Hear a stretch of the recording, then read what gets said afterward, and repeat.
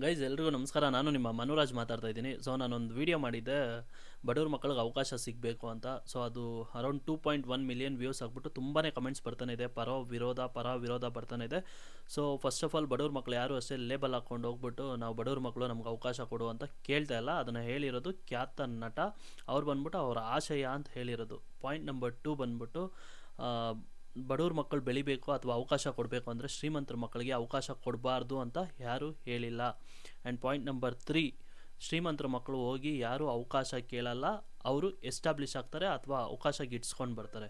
Point number 4, ನಾವು ಮಾತಾಡಿದ್ದು cinema industry ಬಗ್ಗೆ. ಸಿನಿಮಾ ಯಾವುದೇ ಅಥವಾ ಒಂದು ಕಥೆನ ಒಬ್ಬರು ಅಥವಾ ಇಬ್ಬರು ಸೇರಿ ಸಿನಿಮಾ ಮಾಡೋಕ್ಕಾಗಲ್ಲ, ಅದಕ್ಕೆ ನೂರಾರು ಪಾತ್ರಧಾರಿಗಳಿರ್ತೈತೆ. ಅದರಲ್ಲಿ ಕೆಲವು ಅವಕಾಶಗಳು ಬಡವ್ರಿಗೆ ಸಿಗಬೇಕು ಅನ್ನೋದು ನಮ್ಮ ಒಂದು ಆಶಯ.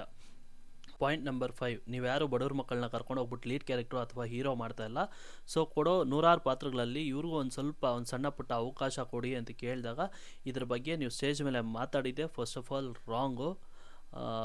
ಸೊ ಇದು ನನ್ನ ಕ್ಲಾರಿಫಿಕೇಷನು, ಎಕ್ಸ್ಪ್ಲನೇಷನು. ಸೊ ಇದು ಪೂರ್ತಿ ವಿಡಿಯೋ ನೋಡ್ಬಿಟ್ಟು ಕಮೆಂಟ್ಸ್ ಮಾಡಿ ನಿಮ್ಗೇನು ಅನಿಸ್ತೋ ಅದನ್ನು ತಿಳಿಸಿ. Thank you guys.